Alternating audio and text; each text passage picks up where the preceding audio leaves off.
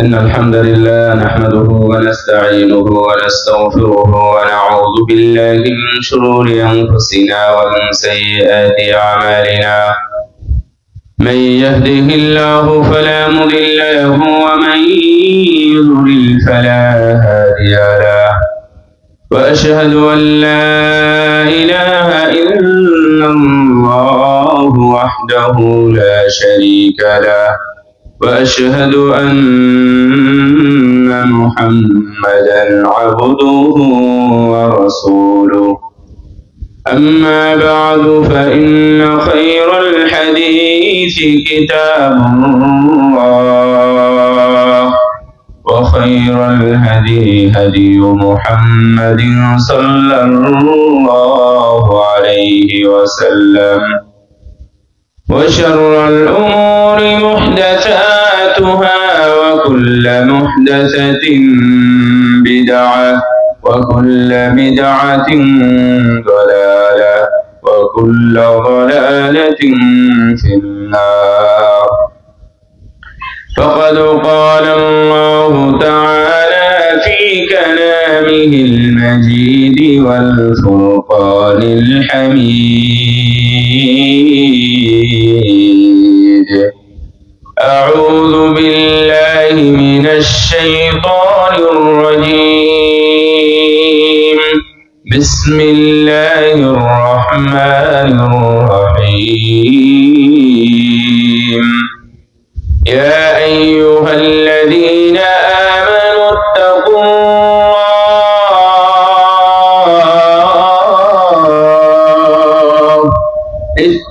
الله حق تقاته ولا تموتن إلا وأنتم مسلمون. يا أيها الناس اتقوا ربكم الذي خلقكم من نفس واحدة وخلق منها زوجها وبث منهما رجالا كثيرا ونساء. واتقوا الله الذي تساءلون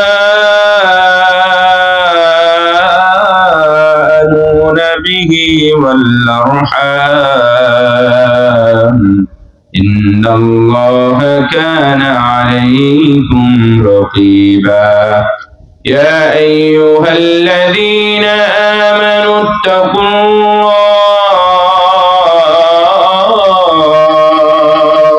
وقولوا قولا سديدا يصلح لكم أعمالكم ويغفر لكم ذنوبكم. ومن يطع الله ورسوله فقد فاز فوزا عظيما. وقال الله تبارك وتعالى: هل أتاك حديث ضيف إبراهيم المكرمين إذ دخلوا عليه فقالوا سلاما قال سلام قوم منكرون. فراغ إلى أهله فجاء بعجل سمين فقربه إليهم قال ألا تأكلون. فراغ إلى أهله فجاء بعجل سمين فقربه إليهم قال ألا تأكلون فأوجس منهم خيفة قالوا لا تخف وبشروه بغلام عليم. عن أبي هريرة رضي الله تعالى عنه قال: قال رسول الله صلى الله عليه وسلم: من كان يؤمن بالله واليوم الآخر فليكرم ضيفه، ومن كان يؤمن بالله واليوم الآخر فلا يؤذي جاره، ومن كان يؤمن بالله واليوم الآخر فليقل خيرا أو ليصمت رواه البخاري ومسلم وقال النبي صلى الله عليه وسلم لا تزال الملائكة تصلي على أحدكم ما دامت مائدته موضوعة بين يديه حتى يرفع رواه الطبراني في الأوسط إلى آخر الحديث أو كما قال النبي صلى الله عليه وسلم গৌরনগর ইসলামবাগ জামে মসজিদের উদ্যোগে আয়োজিত আজকের এই 12তম ওয়াজ মাহফিলের সম্মানিত সুযোগ্য সভাপতি, মাননীয় প্রধান অতিথি, উলামায়ে ইকরাম, আমার সামনে উপবিষ্ট আমার প্রাণপ্রিয় দ্বীনী ভাইয়েরা, মুসল্লিরা এবং পর্দার আড়ালের মা ও বোনেরা, সর্বাগ্রে জানাই প্রশংসা সেই মহান রবের দরবারে যার অশেষ মহিমায় অশেষ কৃপায় আজকের এই আয়োজনও আমরা শরীক হতে পেরেছি। আল্লাহর দরবারে শুকরিয়া জানাই আলহামদুলিল্লাহ। দুরূদ ও শান্তির ধারা বর্ষিত হোক বিশ্ব মানবতার মুক্তির দিশারি সাইয়্যিদুল মুরসালিন খাতামুন নবীন আমাদের সবারই প্রাণাধি প্রিয় নবী মুহাম্মদুর রাসূলুল্লাহ সাল্লাল্লাহু আলাইহি ওয়াসাল্লামের প্রতি।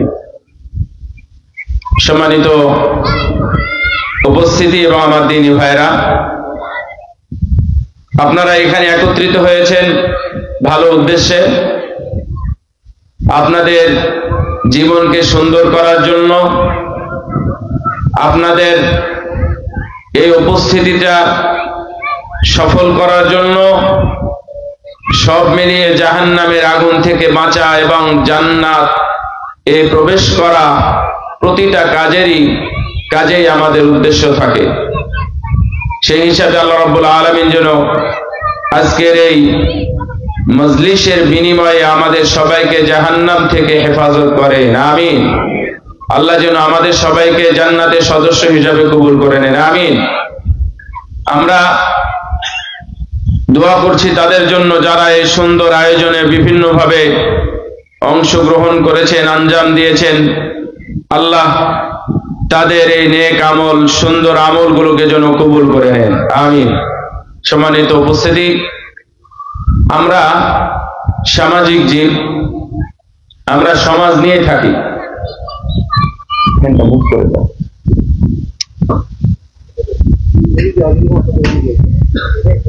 আমরা সামাজিক জীব হিসাবে আমাদের সমাজ,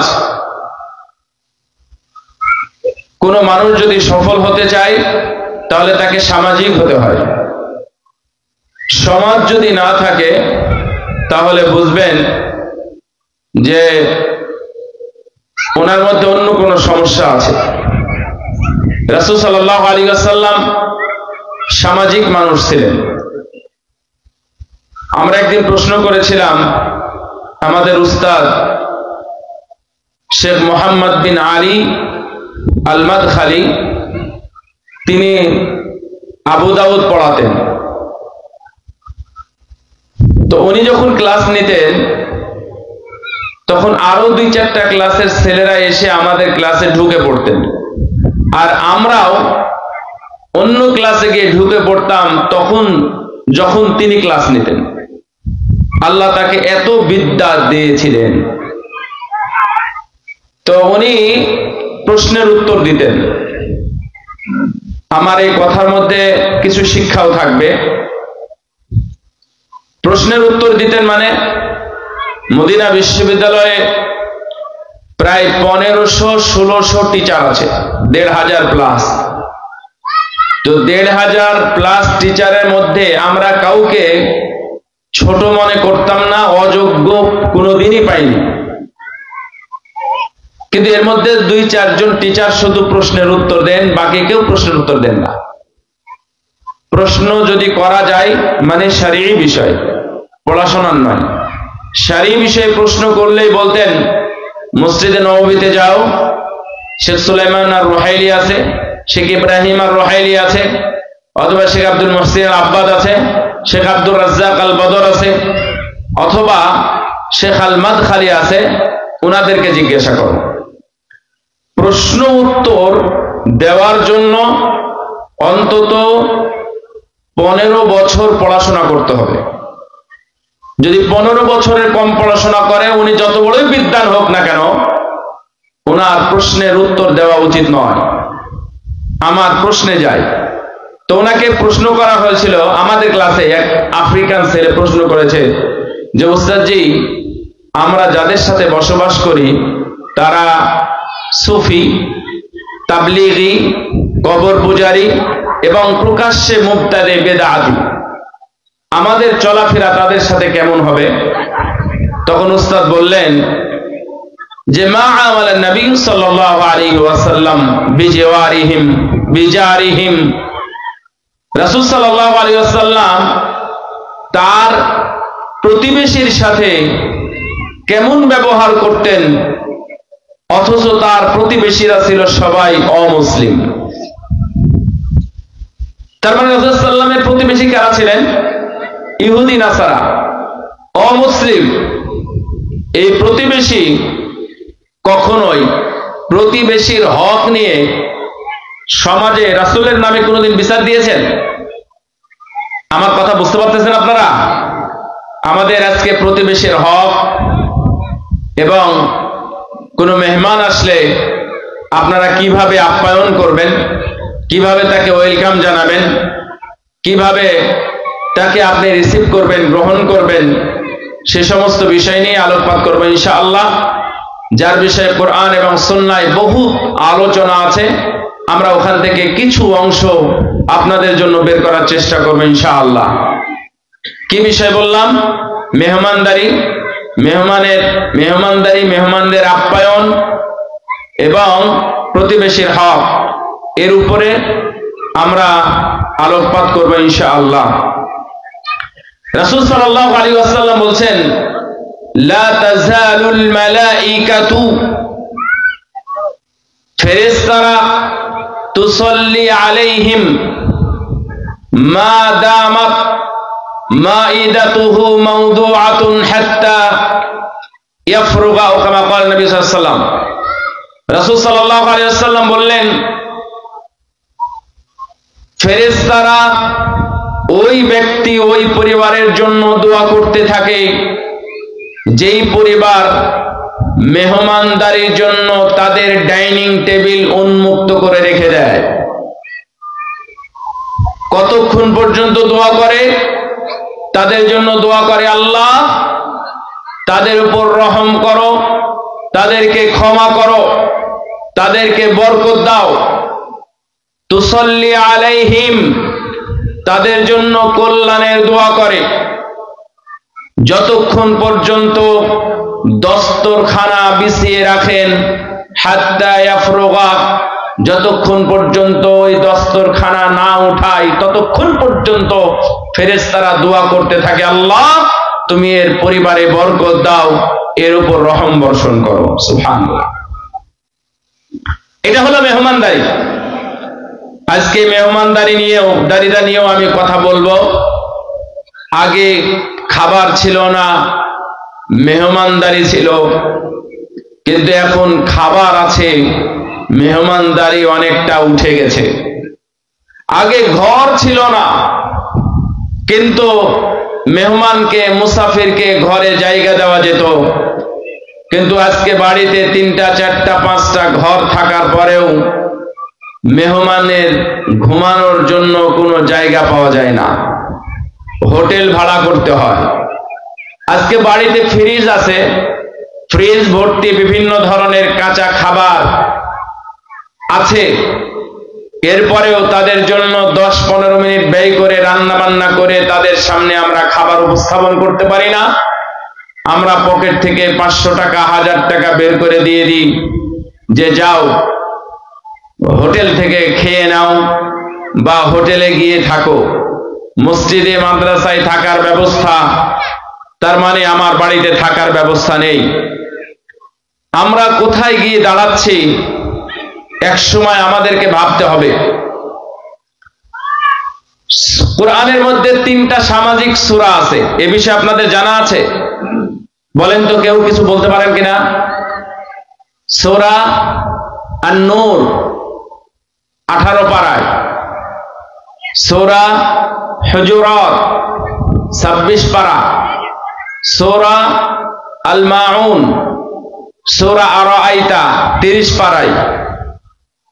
এই 3টা সূরাকে সামাজিক সূরা বলা হয়। সমাজের কথা বলে, বাড়ির কথা বলে, পরিবারের কথা বলে, ঘরের কথা বলে। আপনি যদি দেখেন সূরা আল মাউন, এই সূরার নাম মাউন। এই মাউন মানে কি কারো জানা আছে আপনাদের? আচ্ছা, মানুষের নামে কি কোনো সূরা আছে কোরআনে? আপনারা কি রাগ করেছেন, কথা বলবেন না নাকি? মানুষ এই নামে কোন সূরা আছে কোরআনে? কি বলেন না কেন?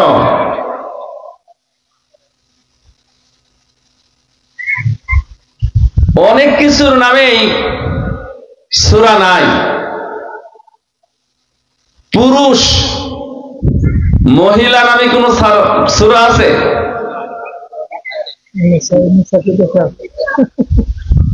আর পুরুষের নামে নাই। পুরুষ ব্যক্তি, এদের নামে কি সূরা আছে? কোন ব্যক্তির নাম আছে? কোন পুরুষ ব্যক্তির নামে সূরা নাই। কি? মুহাম্মদ, ইব্রাহিম, ইউনূস আছে না? ইউসুফ। কোন নারীর নামে সূরা আছে? কি ওটা? মারিয়াম। আপনাদের একটু দেখলাম, মারিয়াম কি নবী না রাসূল? নবী রাসূল কিছু? তার নামে সূরা আছে। আল্লাহ পছন্দের অনেক বান্দা বান্দি দুনিয়াতে ছিলেন, আল্লাহ তাদের নামকরণে কোরআনে সূরা নাজিল করেছেন। আবার সূরা নাজিল করলেই সে যে ভালো হয়ে যাবে সেটাও কিন্তু না। তার অধ্যত্ব, তার জুলুম, তার নির্যাতন এবং তার পাপাচারী নাফরমানি এত উঁচু পর্যায়ে পৌঁছে গেছে, মানুষকে শিখানোর জন্য, শিক্ষা দেওয়ার জন্য ওই সকল বদবাখত আবু লাহাবের মতো মানুষের নাম দিয়েও কোরআনে সূরা নাজিল হয়েছে। হয় নাই লাহাব সূরা? কোরআন সম্পর্কে আমাদের ধারণা রাখা উচিত যে সূরা আল মাউন মানে কি? সূরা আল মাউন মানে হচ্ছে মাতাউল বাইত, মানে বাড়ির আসবাবপত্র। এটা হলো সামাজিক, এটার নাম হলো মেহমানদারি, এবং এটার নাম হলো প্রতিবেশী। আমার বাড়িতে বোতলের প্রয়োজন, কিন্তু আমার বাড়িতে বোতল নাই, তো পাশের বাড়িতে যাব না? যাবেন নাকি? অবশ্যই যাব। আগে আমাদের স্যান্ডেল ছিল না, স্যান্ডেলের জন্য আমরা পাশের বাড়িতে যেতাম। বোনের বাড়িতে যাব, ফুপুর বাড়িতে যাব, যে সালমান তোমার স্যান্ডেলটা দাও, তোমার গায়ের জামাটা দাও, অমুকের বাড়িতে গিয়ে তোমার প্যান্টটা দাও, ফুল প্যান্ট। আগে ফুল প্যান্ট নাম ছিল, আর হাফ প্যান্ট নাম ছিল। এগুলো নিয়ে আমরা অন্যের বাড়িতে বেড়াতে যেতাম। কোনো অসুখ বিসুখ কিছুই ছিল না।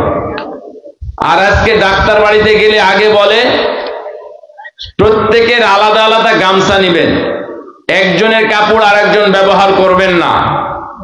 তারপরেও দেখবেন অসুখের শেষ নাই। মূলত আমাদের ভ্রাতৃত্ব, আমাদের মানসিকতাই নষ্ট হয়ে গেছে। আল্লাহ রাব্বুল আলামিন কোরআনের আয়াত নাযিল করেছেন, ওয়ায়ামনাউনাল মাউন। যারা যারা খারাপ মানুষ তাদের পরিচয় দিতে গিয়ে আল্লাহ রাব্বুল আলামিন 6 নাম্বার 7 নম্বরে গিয়ে উল্লেখ করেছেন যারা ইয়ামনাউনাল মাউন, যারা বাড়ির নিত্য প্রয়োজনীয় জিনিস অন্যকে দিতে চাই না, এরা ভালো মানুষ নয়, এরা সামাজিক মানুষ নয়, এবং এরা মেহমানদারিও চিনে না। আমার বাড়িতে মেহমান আসবে, টিস্যু বক্স তো আমার বাড়িতে নাও থাকতে পারে, কোথায় টিস্যু বক্স খুঁজবো দেখবো, তো টিস্যু বক্সটা নিয়ে আসি।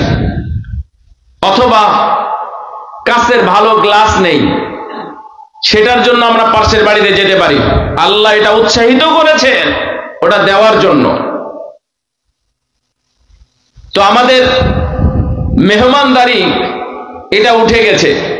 আল্লাহ রাব্বুল আলামিন কোরআনুল কারীমে বলছেন, হাল আতাকা হাদিসু দাইফি ইব্রাহিমাল মুকরামিন إذ دخلوا عليه فقالوا سلاما قال سلام قوم منكرون। তোমরা কি জানো, তোমাদের কাছে কোনো খবর এসেছে কিনা ইব্রাহিম আলাইহিস সালামের মেহমান সম্পর্কে? মেহমান যখন আসলেন, মেহমান সালাম দিয়ে আসলেন, ইব্রাহিম আলাইহিস সালাম সালামের জবাব দিলেন। উনি আসলেন, আসার পরে সঙ্গে সঙ্গে তাদের জন্য আপ্যায়নের ব্যবস্থা করতে গেলেন।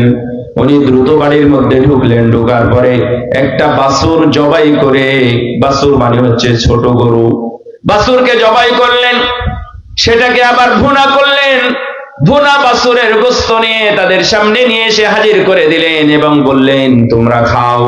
যারা আপনারা কোথায় থেকে কেমনে এসেছেন এটা আপনারা আগে খান, তারপরে আপনাদের সাথে কথা হবে, আগে খেতে দিলেন। কিন্তু তারা খাচ্ছিলেন না, বললেন যে আলা তাকুলুন, কি হলো আপনারা খাচ্ছেন না কেন?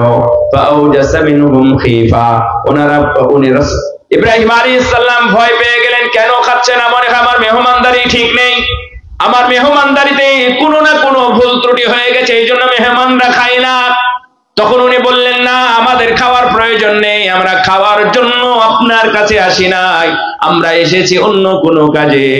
আপনার বাড়িতে কোনো সন্তান নেই, আপনার বাড়িতে সন্তানের সুসংবাদ নিয়ে আমরা আপনার বাড়িতে এসেছি, আল্লাহর ফেরেশতা।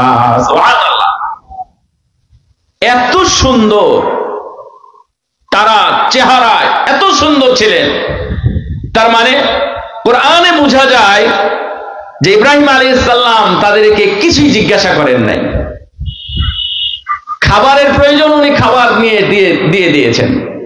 আর আমরা দরজায় দাঁড়িয়ে, আপনি কে, কোথায় থেকে এসেছেন, কেন, কি সমস্যা, আপনারা এখন এসেছেন কেন? এই সময় কি মানুষ বাড়িতে আসে? এখন রাত 1টা, এখন দুপুর 3টা, আপনার 1 ঘন্টা পরে আসতেন। আচ্ছা, ট্রেন যদি ওকে 2টায় নামায় দেয়, তাহলে 2টা থেকে নিয়ে 3টা পর্যন্ত আপনার বাড়িতে এসেছে, তো এই 3টাতেই তো সে আসবে, তো আপনি প্রশ্নগুলো করবেন কেন?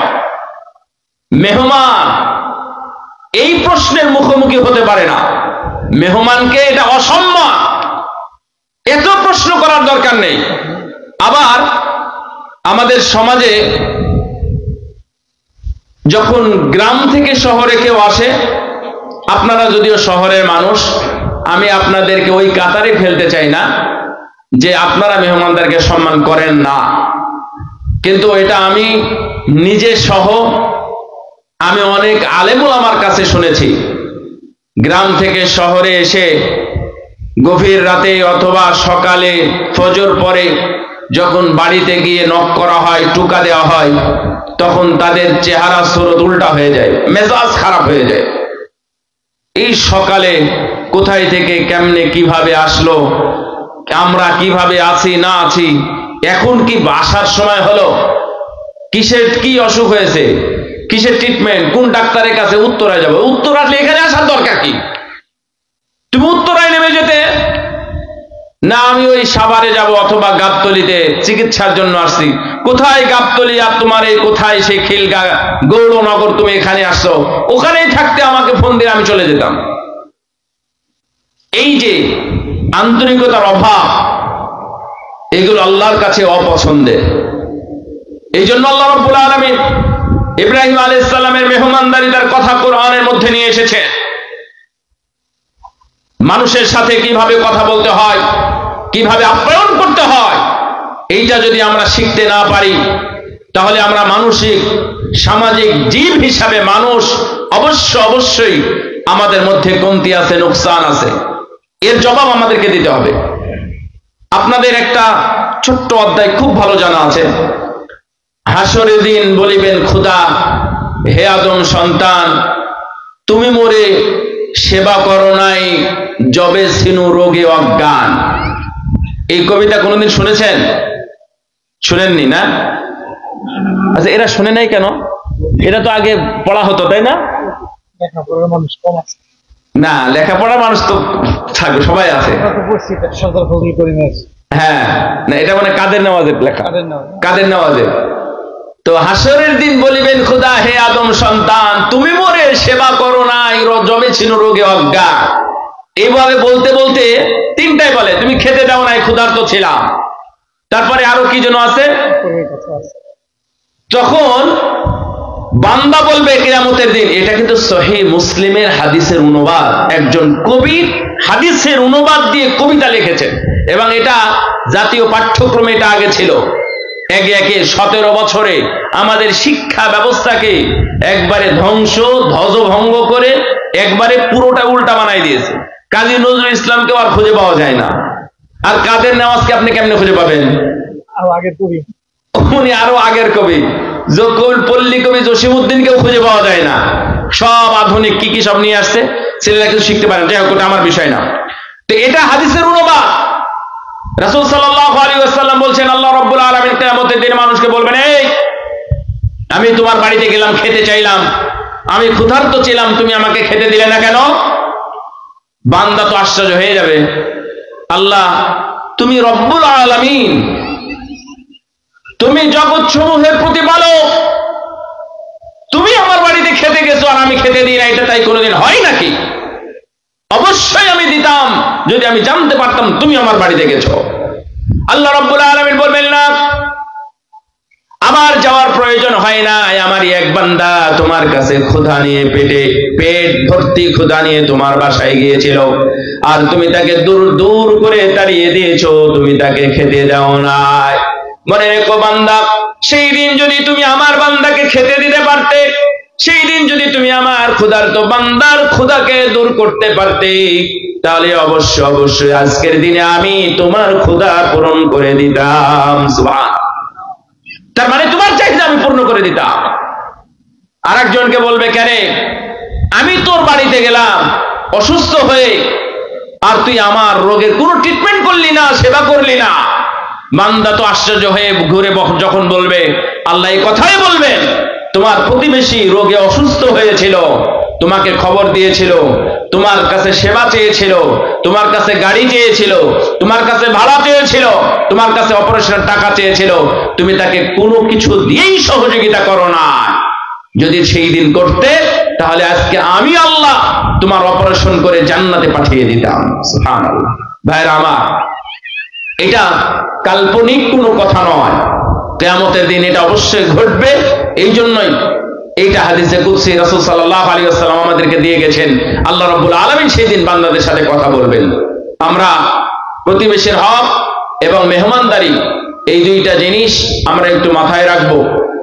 আল্লাহ রাব্বুল আলামিন বলছেন, ওয়াবুদুল্লাহা ওয়া লা তুশরিকু বিহি শাইয়্যান ওয়া বিল ওয়ালিদাইনি ইহসানা ওয়া বিযিল কুরবা ওয়াল ইয়াতামা ওয়াল মাসাকিন ওয়াল জারি যিল কুরবা ওয়াল জারিল জুনুবি ওয়াস সাহিবি বিল জামবি ওয়া বিনিস সাবিল ওয়া মা মালাকাত আইমানুকুম ইন্নাল্লাহা লা ইউহিব্বু মান কানা মুখতালান ফখুরা। হে মানুষ, তোমরা একমাত্র আল্লাহর ইবাদত করো, ইবাদতের মধ্যে খবরদার আল্লাহর সাথে কোনো কিছুর সাথে শিরক করো না। ওয়াবিল ওয়ালিদাইনি ইহসানা, এবং পিতামাতার প্রতি সদয় হও, পিতামাতার খেদমত করো, পিতামাতার সেবা করো, পিতামাতার খোঁজ নাও, পিতামাতার চাহিদা পূরণ করো। যদি তারা বৃদ্ধ হয়, একজন অথবা দুইজন, অথবা দুইজনই যদি একসাথে হয়, তারপরেও তাদের চাহিদাগুলো তুমি পূরণ করো, বিদিল করবা, তোমার প্রতিবেশী এবং তোমার আত্মীয় কাছের মানুষ যারা আছে তাদের হকগুলো তুমি আদায় করো। ওয়াল ইয়াতামা ওয়াল মাসাকিন, যারা ইয়াতীম আছে তাদের খোঁজ খবর নাও, তাদের চাহিদা পূরণ করো। ওয়াল মাসাকিন, যারা মিসকিন আছে, অসহায় আছে, দরিদ্র আছে, তাদেরও খোঁজ খবর নাও। ওয়াল জারি দিল কুরবা, এবং প্রতিবেশী, তোমার নিকট প্রতিবেশী যারা আছে তাদের জন্য। ওয়াল জারি জিল জুনুব, এবং যারা একটু পাশে যারা আছে তাদের ব্যাপারে। ওয়াসসাহিবি বিল জামবি, এবং তোমার সঙ্গী সাথী যারা আছে তাদের ব্যাপারে খোঁজ খবর নাও। আপনি সাবিল, এবং যারা দূর দূরান্ত থেকে রাস্তার বেটা, রাস্তায় যারা ঘোরাফেরা করে তোমার কাছে এসে কোনো সহযোগিতা চায়, তুমি তাদের ব্যাপারে সদয় হও। আল্লাহ রাব্বুল আলামিন এটা আমাদেরকে নির্দেশনা দিয়েছেন। সম্মানিত উপস্থিতি, এটা হলো প্রতিবেশী। রাসূল সাল্লাল্লাহু আলাইহি ওয়াসাল্লাম বলছেন, মা যালা জিবরিলু ইউসিনি, জিবরিল যখনই আমার কাছে আসেন তখনই আমাকে বলতেই থাকেন যে আপনি প্রতিবেশীর খেয়াল রাখেন, প্রতিবেশীর খেয়াল রাখেন, প্রতিবেশীর খেয়াল রাখেন। এইটা একটা। আর একটা হলো মেসওয়াক করেন। আর একটা কি বলতেন? মেসওয়াক করেন।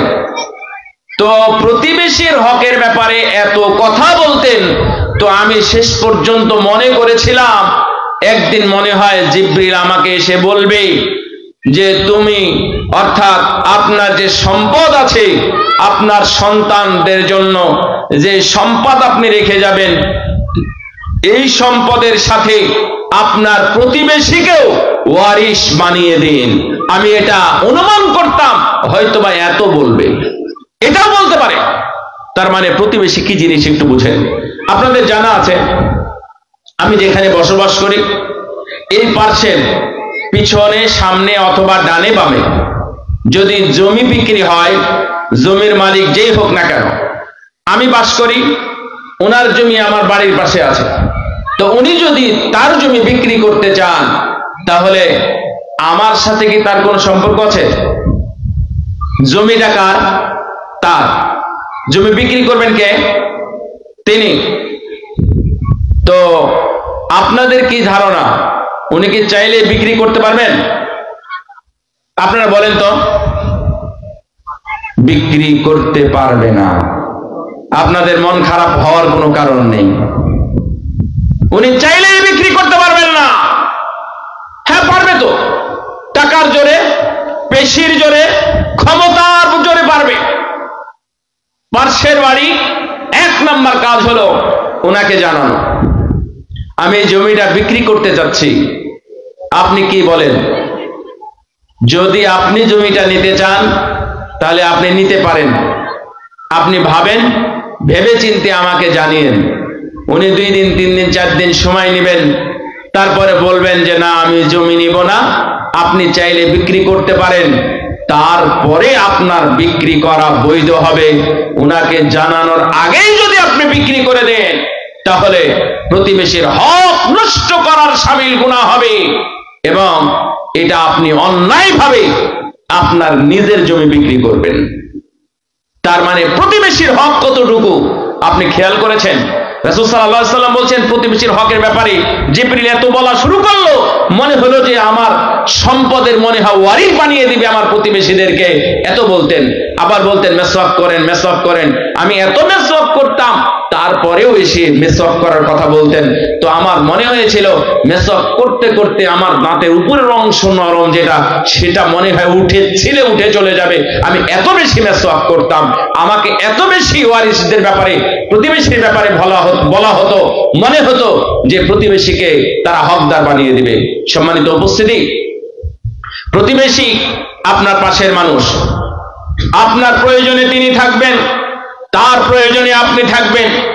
যদি বাড়িতে আগুন ধরে তাহলে প্রতিবেশী আগে দেখবে, যদি আপনার বাড়িতে আগুন ধরে প্রতিবেশী দেখবে, তা আপনার প্রতিবেশীর বাড়িতে যদি আগুন ধরে তাহলে আপনি দেখবেন।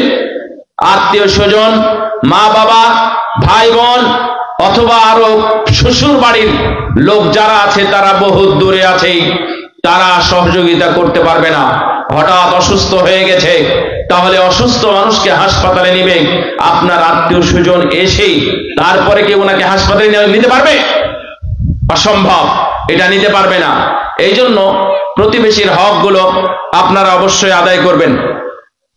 রাসূল সাল্লাল্লাহু আলাইহি ওয়াসাল্লাম বলেন, আল্লাহু লা ইউমিনু, আল্লাহু লা ইউমিনু, আল্লাহু লা ইউমিনু, আল্লাহর কসম ওই লোকটা মুমিন হতে পারে না, ওই লোকটা পূর্ণ মুমিন নয়, ওই লোকটা পূর্ণ মুমিন নয়। রাসূল সাল্লাল্লাহু আলাইহি ওয়াসাল্লামকে সাহাবীরা জিজ্ঞাসা করলেন, কে পূর্ণ মুমিন নয়, কে মুমিন নয়, কার কথায় আপনি বলেন? আল্লাহর নবী বললেন, আল্লাযী লা ইয়ামানু জারুহু বাওয়াইকাহু, যার প্রতিবেশীর নির্যাতন থেকে সে মুক্ত নয়, যেই নির্যাতনকারী প্রতিবেশী আছে এই লোকটা মুমিন নয়, এই লোকটা ইমানদার নয়, এই লোকটা পূর্ণ মুমিন নয়। কারণ প্রতিবেশীকে সে কষ্ট দেয়, ঝগড়া করে, জোরে জোরে চিল্লায়, গালিগালাজ করে। আমাদের প্রতিবেশী যারা আছেন, মা বোনেরা যারা আছেন, আপনারা একটু সাবধান থাকবেন।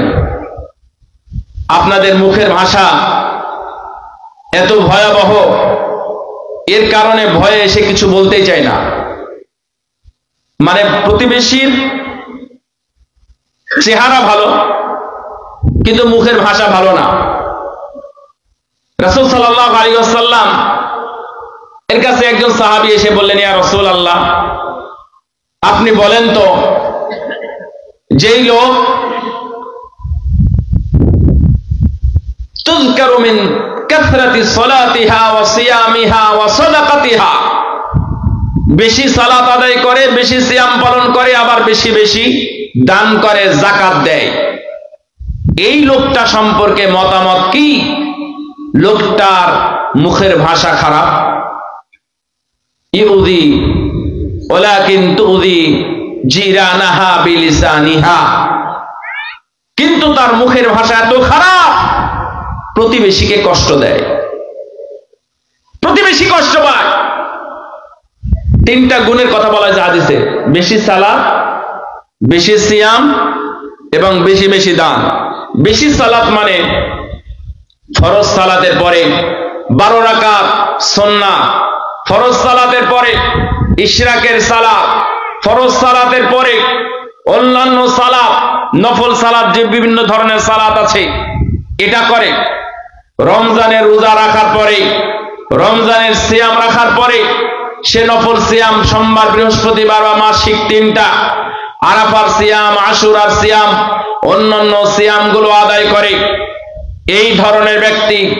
আর একটা লোক যাকাত দেয়, যাকাত দেওয়ার পরে মসজিদ মাদ্রাসা তৈরি করে দেয়, মানুষের দারিদ্রতা দূর করে, মানুষের কাছে কোটি কোটি টাকায় দান করে দানবীর হয়ে গেছে, কিন্তু তার মুখের ভাষা খারাপ। যদিও সে ইমাম হয়, যদিও সে মুক্তাদি হয়, যদিও সে মুয়াজ্জিন খাদেম হয়, যদিও সে একজন এমপ্লয়ি হয়, যদিও সে একজন অফিসের বস অথবা অফিসের অফিসার অথবা কলেজের প্রফেসর, সে শিক্ষক অথবা ছাত্র, প্রিন্সিপাল অথবা পিয়ন, যেই হোক না কেন, ওর কথায় অন্যজন কষ্ট পায়, তাহলে এই লোক সম্পর্কে আপনি কি বলবেন? আমার নবী সরাসরি বললেন, হিয়া ফিল্লাহ, কোনো কথা নাই, কোনো ব্যাখ্যা নাই। এত কিছু করার পরে মুখের ভাষা যদি প্রতিবেশীর সাথে খারাপ করে, আমার নবী সরাসরি বললেন ওই লোকটা জাহান্নামী, ওই মহিলা জাহান্নামী।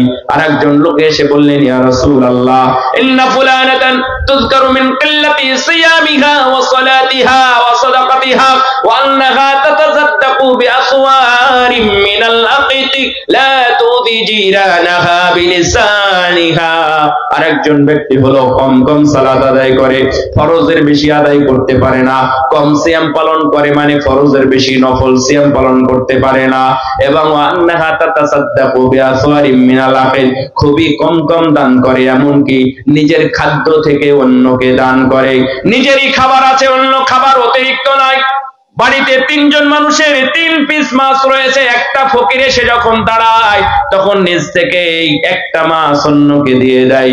3টা রুটি ছিল, একজন এসে যখন ধর্ণা দেয়, ভিক্ষা চায়, দুপুরে খাই নাই, খাবার নাই, আমি খুবই ক্ষুধার্ত, আমার জন্য খাবারের ব্যবস্থা করুন, যখন বলে 3টা রুটি থেকে একটা রুটি তাকে দিয়ে দেয়, এই ধরনের একটা লোক সম্পর্কে আপনি কি বলবেন? লা তুদি জিরানাহা বিলিসানিহা, কিন্তু মজার ব্যাপার এবং সুন্দর ব্যাপার হলো সে প্রতিবেশীকে কষ্ট দেয় না, তার মুখের ভাষার মুখের ভাষা ভালো। আল্লাহর নবী বললেন যদি সে এমন হয়, নামাজ কম হোক, সিয়াম কম হোক, অথবা দানের বিষয়ে কম হোক, যাকাত তো দিতেই পারে না, ওর মুখের ভাষা সুন্দর হওয়ার কারণে আল্লাহ রাব্বুল আলামিন তাকে জান্নাতি বলে ঘোষণা করবেন। সুবহানাল্লাহ। আপনাদের মনে রাখার দরকার এই বিষয়গুলো। আজকে এমন এমন ভাষায় কথা বলে, বাপ দাদা 14 পুরুষ তুলে কথা বলে, এক সন্ধ্যা জীবনে কোনোদিন খেতে দিয়েছিল সেই খাবার কথা বলে, ছোটবেলায় তো তোর বাপের খাবার ছিল না, আমার বাড়ি তো খেয়েই তো মানুষ হয়েছিস, আর আজকে তুই আমার বিষয়ে এত বড় কথা বলিস রে।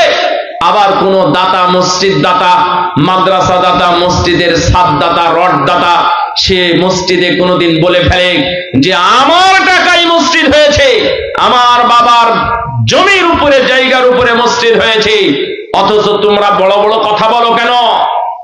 এই কথা যখন বলবে তখন আপনাদের উচিত হবে ওই মসজিদ থেকে একবারে বেরিয়ে চলে যাওয়া, বলবে যে আচ্ছা ঠিক আছে, মসজিদ যেহেতু তোমার, সালাত তুমিই আদায় করো, আমরা এই মসজিদে সালাত আদায় করতে পারবো না, ও একাই থাক মসজিদে। যদি এভাবে কেউ খুঁটা দেয় তাহলে সে সর্বনাশ করবে। আমার নবী একদিন ওয়াজ করতেছিলেন, কথা বলতেছিলেন, কথা বলতে বলতে বললেন ইন্না ফিল জান্নাতি লাগুরাফান তুরা দুহুরুহা মিন বুতুনিহা ওয়া বুতুনুহা মিন দুহুরিহা ফাকামা আরাবিয়্যুন ফাকালা লিমান হিয়া ইয়া রাসূলুল্লাহ।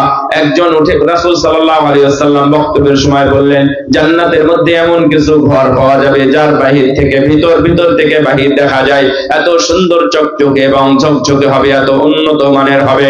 একজন বেদুইন দাঁড়িয়ে বললেন ইয়া রাসূলুল্লাহ লিমান হিয়া, এই ঘরগুলো কাদের জন্য হবে, কোন কোন আমলকারীদের জন্য এই ঘর পাওয়া যাবে? আল্লাহর নবী বললেন শুনো সাহাবী, লিমান আতাবাল কালামা, যাদের কথা হবে মিষ্টি, যাদের কথায় সুগন্ধি আছে, কথার মধ্যে কোনো মিথ্যা নাই, কথার মধ্যে কোনো অপবাদ নাই, কথার মধ্যে কোনো গীবত নাই, কথার মধ্যে কোনো লানত নাই, কথার মধ্যে কোনো অভিশাপ নাই এবং মিথ্যা নাই। যদি এই 5টা গুণে গুণান্বিত হয়, যদি সুন্দর ভাষায়, কর্কশ ভাষায় কথা না বলে, সুন্দর ভাষায় কথা বলে, লিমান আতাবাল কালামা, যাদের কথায় সুগন্ধি আছে, 1 নাম্বার হলো তাদের জন্য ওই জান্নাতের সুসংবাদ, ওই জান্নাতের ঘরগুলো তাদেরকে দেওয়া হবে। এবং 2 নাম্বার হলো লিমান আতামা তাআমা, যারা মানুষকে খাওয়ায়, যারা ক্ষুধার্তকে খেতে দেয়, যারা ক্ষুধা দূর করে দেয়, আল্লাহ রাব্বুল আলামিন তাদের জন্য ওই ঘরটা দান করবে। ক্ষুধার্তকে খেতে দেন কখনো? আপনারা খেতে দেন আমি জানি, কিন্তু আমি একটা ধরন বলি, এই ধরনে কে কে আছেন আপনারা খেয়াল করে নেবেন। ধরনটা হলো, ফকির যখন ভিক্ষা চায় তখন তো ভিক্ষা অনেক মানুষই দেয়, দেয় না? কেউ দেয় কেউ দেয় না, কিন্তু অনেক মানুষ দেয়। ভিক্ষা না চাইতেই ফকিরকে ভিক্ষা দেন আপনি। আপনি দেখলেন একটা ফকির ভিক্ষা চাচ্ছে, ওর কাছে চায়, ওর কাছে চায়, ওর কাছে চায়, তো আপনার কাছে যখন এসে বলছে যে আমাকে 10টা টাকা দিবেন, 5টা টাকা দিবেন, খাই নাই, ক্ষুধার্ত, আপনি মনোযোগ দিয়ে শুনলেন, শোনার পরে হয়তোবা বের করলেন, অথবা বললেন যে না তুমি যাও। এখানে আমি আপনাদেরকে বলি যে লিমান আত'আমা আত-তা'আম, যারা মানুষকে খায়, যারা মানুষকে খায়, তার মানে ক্ষুধার্তকে যারা খেতে দেয়, ওই ক্ষুধার্ত যে খাবার না চাইতেই দেয় তার কথা এখানে বলা হয়েছে। জান্নাত তো আর এমনিতে পাওয়া যাবে না। রাস্তায় বসে আছে, আপনি 100 ভাগ জানেন এই লোকটা ক্ষুধার্ত, 100 ভাগ নিশ্চিত এই লোকটা খাবার চাচ্ছে মনে মনে, কিন্তু কেউ দিচ্ছে না। যদি এটা আপনি নিশ্চিত হয়ে থাকেন তাহলে মনে রাখবেন ওই লোকটাকে আপনি নিয়ে গিয়ে খাবার খাওয়ান, তার ক্ষুধা নিবারণ করেন। যদি এটা করেন সে আপনার জন্য দোয়া করবে, দোয়াটা শুনেও আপনার ভালো লাগবে এবং দোয়াটা উপযুক্ত হবে যে এই ভাই আমাকে খাওয়ালো, ভিক্ষা না চাইতেই টাকা দিল, অথবা খাবার না চাইতেই খাবার খাওয়ালো, আপনার জন্য একটু ভিন্ন দোয়া হবে। আপনি এইভাবে লোককে খাওয়াবেন। আমরা হাজীদের সাথে যখন কাজ করি, তো হাজীদেরকে যখন ঘুরে নিয়ে বেড়াই, লাইন ধরে খেজুর দিচ্ছে। তো আমাদের দেশের হাজি যারা হজ করতে যায় এরা ধনী নাকি গরিব, এটা কি কোনো সন্দেহ আছে? 7 থেকে 8 লক্ষ টাকা হজ করতে লাগে এই যুগে, তাহলে আপনি কি তাকে গরিব বলতে পারেন? আমি বলছি যে পুরোটাই সে ধনী মানুষ। এই ধনী মানুষ রাস্তায় খাবার দিচ্ছে, ওখানে লাইন ধরে দাঁড়িয়ে আছে।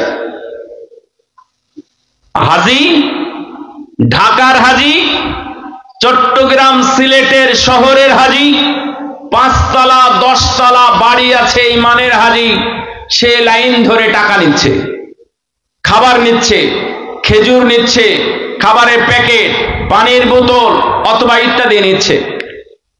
এটা আমরা জানি এটা জায়েজ, এটা কোনো সাদাকা বলতে কোনো নজর নেওয়াতের না, এবং এতিম ফকির মিসকিনদের জন্য না, হাজিদের জন্যই দিচ্ছে, আপনি অবশ্যই নিতে পারেন। তো আমাদেরকে বলতো যে দেখো ওখানে খেজুর দিলে, দেখো খেজুরগুলো নিয়ে আসছি, কত সুন্দর খেজুর দিয়েছে। 1 কেজি খেজুর দিয়েছে, ধরে নেন কত, 10 রিয়াল 12 রিয়াল 15 রিয়াল হবে। 10 রিয়াল 15 রিয়ালের খেজুর, 1 কেজি খেজুর নিয়ে এসে নিজে গর্ববোধ করতেছে যে আমি ফ্রি কিছু খাবার নিয়ে আসলাম।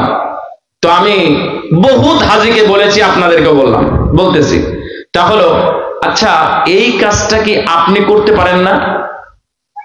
কেমন আমি করব কেমনে? আমার তো খেজুর নাই। তা বললো যে আপনার কি আলু আছে? হ্যাঁ। আলু কি কখনো দিয়েছেন এইভাবে? না, কখনো দিইনি। আপনার ধান আছে না? আছে। ধান কখনো দিয়েছেন এভাবে গরিবদেরকে? না, তাও দিইনি। আপনার বাড়িতে চাউল আছে, রান্না করে ভাত মানুষকে দিয়ে এক জায়গায় দাঁড়িয়ে আপনি 50, 100, 200 জন মানুষকে প্যাকেট খাবার দিতে পারেন না? পারেন। এই শক্তি আল্লাহ আপনাকে দেয় নাই যে হ্যাঁ দিয়েছে? দিয়েছেন কখনো? না। এই খাবারটা শুধু নেওয়াটা নয়, আপনাকে শিক্ষা দিল এইভাবে দরিদ্র মানুষকে খাবার খাওয়াতে হয়, দিতে হয়। এই শিক্ষা দেওয়ার জন্য আপনাকে খাবার দিচ্ছে, তো আপনি শুধু নিয়ে এসেই শেষ করে দিলেন কেন? ওখান থেকে আপনার শিক্ষা আছে, শিক্ষা নাই? নাকি আমরা শুধু নিতেই থাকবো, খালি নেওয়ার জাতি?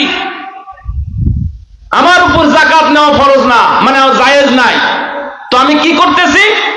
তো আমি লুঙ্গিটা নিলাম, যাকাতের লুঙ্গি, তো লুঙ্গি নিলাম। লুঙ্গি নিয়ে আমি এই নিয়াতে নিলাম এই লুঙ্গিটা আমি পরবো না, অন্যকে দিয়ে দিব।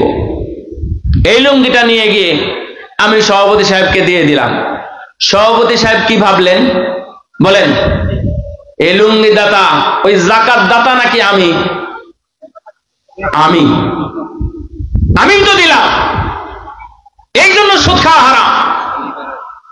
সুদের টাকা ব্যাংকে থাকে, আমাদেরকে জিজ্ঞাসা করে 3-4 বছরে জমা হয়েছে 15-20 হাজার টাকা সুদের টাকা, এই টাকাটা নিব কিনা? তো আমরা একটা বলি এবং পরেরটা আর একটা কথা যোগ করে বলি, দেখি পরেরটা কবুল হয়ে গেছে। প্রথম কথা বলি যে না, ওই টাকা নেওয়া যাবে না। দ্বিতীয় কথা বলি যে হ্যাঁ, যদি নেন তাহলে সওয়াবের নিয়ত ছাড়াই কাউকে দিয়ে দিতে হবে। সওয়াবের নিয়ত করলাম না, এলাকার গরিব মানুষকে ডেকে বললাম যে নেন। আপনি কি বলে দিলেন যে এটা সুদের টাকা? বলেন নাই তো। তাহলে যারা নিচ্ছে তারা কি ভাবতেছে? দাতাকে আপনি সুদখোর, এটা ওরা জানলো না। ওরা জানলো যে আপনি দাতা, কিন্তু আপনি সুদখোর না, দাতা জানেন কে? এর বিচার হবে নাকি হবে না? সাবধান, এত মাসালা জানতে যেন না। সত্য সুদী, ওই টাকার আপনার প্রয়োজন নেই। ওই পরের অংশটুকু বলাটাই হচ্ছে আলেমদের অপরাধ, আমাদের অপরাধ। যদি এমন কিছু করতে পারতেন যে এই টাকাটা আপনি পেয়েছেন, দুনিয়ার কেউ জানবে না, কোথাও নিয়ে গিয়ে ফেলে দিয়ে আসবেন, মানুষ পেতে পারে, কেউ চাইলে উপকৃত হতে পারে, অথবা কোনো গরিব মানুষের বাড়িতে ফেলে দিয়ে আসবেন না। মৃত্যুর আগ পর্যন্ত, কিয়ামত পর্যন্ত জানবে না যে এই টাকার দাতাকে। তাহলে এই টাকা আপনি দিতে পারেন। যদি কোনোদিন জানতে পারেন এই টাকা আপনি কাউকে দিয়ে দিয়েছেন, তাহলে আপনি দাতা সাজলেন, আর আল্লাহ জানেন আপনি সুদখোর। আপনার বিচার হবে দান করার পরেও। ভাইরা আমার, প্রতিবেশী রাসূল সাল্লাল্লাহু আলাইহি ওয়াসাল্লাম জোরে জোরে কথা বলার ব্যাপারে বললেন যে যাদের কথা সুন্দর তাদের জন্য জান্নাতে ঘর আছে, যারা মানুষকে খেতে দেয় তাদের জন্য ঘর আছে। আল্লাহ রাব্বুল আলামিন বলছেন ওয়ায়ুতিমুনা আত-তাআমা আলা হুব্বিহি মিসকিনান ওয়া ইয়াতীমান ওয়া আসীরা ইন্নামা নুতিমুকুম লিওয়াজহিল্লাহ ইন্নামা নুতিমুকুম লিওয়াজহিল্লাহি লা নুরিদু মিনকুম জাযাআন ওয়ালা শুকুরা। যারা মানুষকে খাওয়ায়, খুব মহব্বতের সাথে মিসকিনদেরকে খাওয়ায়, বন্দীদেরকে, অসহায় এবং এতিমদেরকে খাওয়ায়, যারা খাওয়ায় তারাই হলো প্রকৃত খাদক, অর্থাৎ প্রকৃত খাদ্য খাওয়ানোর লোক। এবং যারা বন্দী থাকে তাদেরকে খাওয়ায়, আল্লাহ রাব্বুল আলামিন তাদেরকে প্রশংসা করেছেন এবং বলেছেন এরা যেন খাওয়ানোর পরে এটাও বলে থাকে ইন্নামা নুতুইমুকুম লিওয়াজহিল্লাহ, আমরা আল্লাহর জন্য খাওয়ালাম, ফকিরকে খুশি করার জন্য নয়, কোন ব্যক্তিকে খুশি করার জন্য নয়, এলাকার মানুষকে আনন্দ দেওয়ার জন্য নয়। আমি খাওয়াইছি কেবল কার জন্য? কার জন্য? আল্লাহর জন্য। আপনারা কি এই কাজ কেউ করেন? আল্লাহর জন্য কোনোদিন মানুষকে খাওয়ান?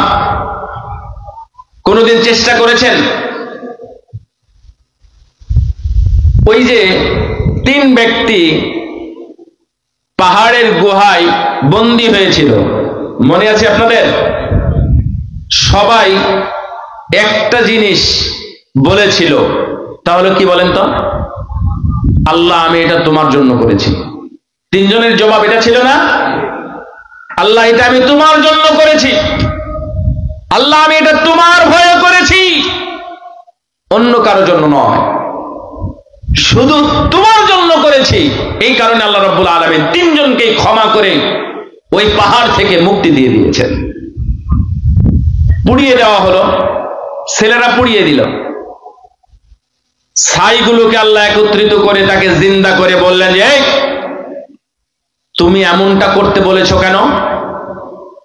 তো বলছে আল্লাহ আমি তো অনেক বড় পাপী, এত পাপ করেছি যার শাস্তি হবে অনেক, তো তুমি এটা করতে গেলে কেন?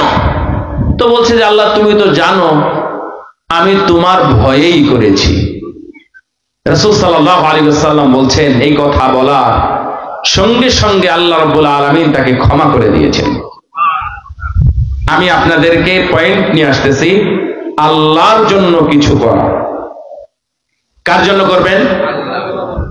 এখন থেকে, আজ থেকে একটা নিয়ত করে নেন যে আমি কোনো মানুষকে খাওয়াইছিলাম, কোনো মানুষকে আমি 10 টাকা দিয়েছিলাম আল্লাহকে খুশি করার জন্য। যদি কোনো বিপদে পড়েন তাহলে এই ধরনের কোনো অধ্যায় তৈরি করা আছে আপনাদের? যদি তৈরি না থাকে আজ থেকে করবেন ইনশাআল্লাহ। বলেন তো ইনশাআল্লাহ? করবেন তো? যাই করেন না কেন। আমাদের দেশে ভালোবাসা আছে, প্রেম আছে। ভালোবাসাটা খারাপ নয়, প্রেমটা খারাপ। বিয়ের আগে প্রেম দুনিয়াতে শুধু একজনের সাথে হয়। কার সাথে বলেন তো? স্বামী অথবা স্ত্রী। প্রেম আল্লাহর সাথে হবে না, নবীর সাথে প্রেম হবে না, কোন বন্ধুর সাথে প্রেম হবে না, কোন বান্ধবীর সাথে প্রেম হবে না, মা বাবার সাথে প্রেম হবে না, অথবা আরো ভালো কাছের কোন আত্মীয় স্বজনের সাথেও প্রেম হবে না। প্রেম শব্দটা কেবলমাত্র স্ত্রীর জন্য এবং স্বামীর জন্য, অন্য কারোর জন্য নয়। সন্তানের জন্য প্রেম নাই। এই ভাষাটাই খারাপ, এক্সপান্স করবেন ভাষাটা। এটা প্রেম নয়।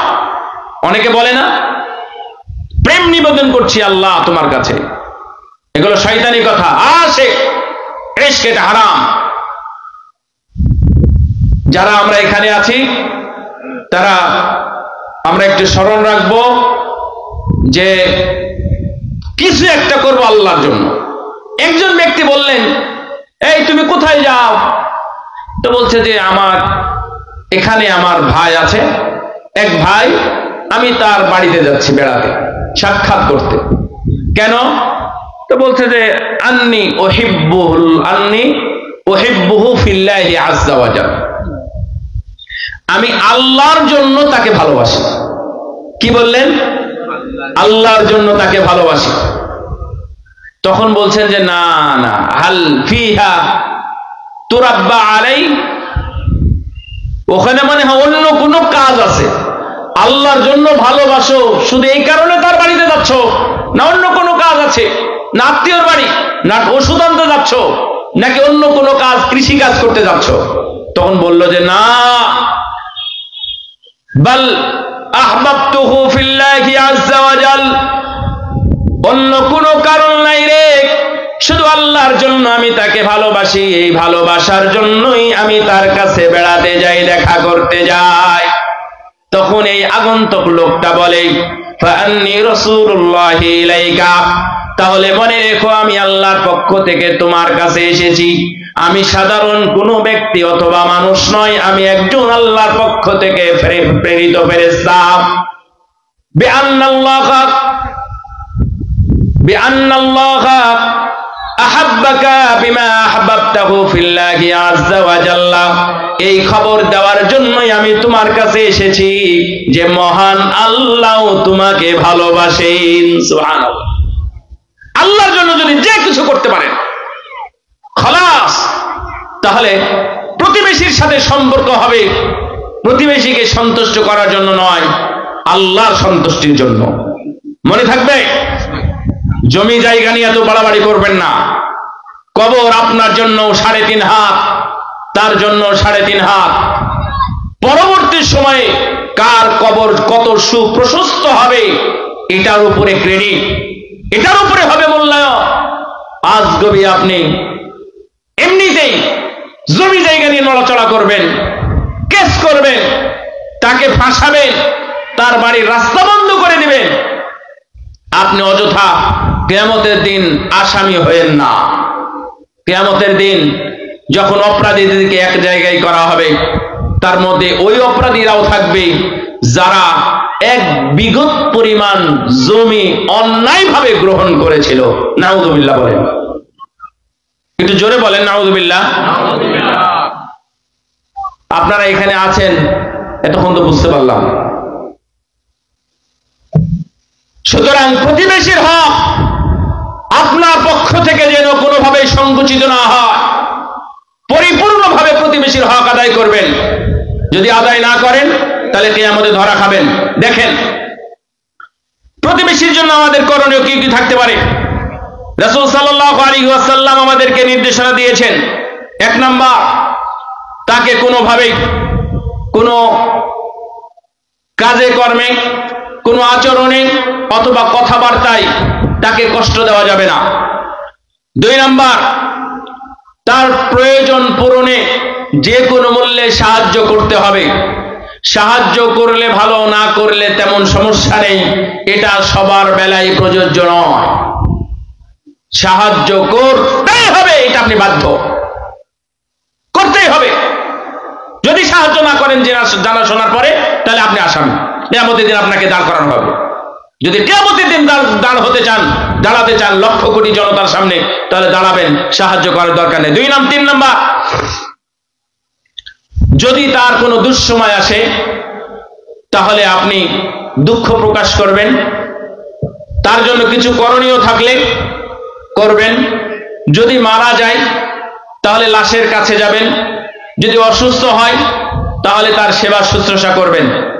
যদি ভালো কোনো খবর আসে তাহলে আপনি তার সাথে আনন্দ প্রকাশ করবেন। ওর আনন্দ খবর আসছে আর আপনার যদি মন খারাপ হয় তাহলে এই আনন্দটাকে সে উপভোগ করতে পারবে? বুঝেন নাই কথা? ধরে নেন আপনার ছেলে A+ পেয়েছে, এটা তার জন্য আনন্দের খবর। আপনার ছেলে A+ পেল, সংবাদটা তাদেরকে শেয়ার করেন, তারাও যদি উৎফুল্ল হয়, আনন্দিত হয়, তাহলে প্রতিবেশীর হকটা আদায় হলো। যদি ও আচ্ছা ঠিক আছে, আপনি গিয়ে বললেন এই যে নেন ভাই মিষ্টি, আমার ছেলে A+ পেয়েছে, বোর্ড স্ট্যান্ড করেছে, অথবা ভালো একটা জায়গায় সুযোগ পেয়েছে, কোরআনের হাফেজ হয়ে গেছে, মিষ্টি নেন। আচ্ছা ঠিক আছে, আমরা মিষ্টি খাই না ভাই, নিয়ে যান। তাহলে আপনি প্রতিবেশীর হক আদায় করেন নাই। আপনাকে এই আনন্দে শরীক হতে হবে। যদি শরীক না হন তাহলে আপনি আসামি।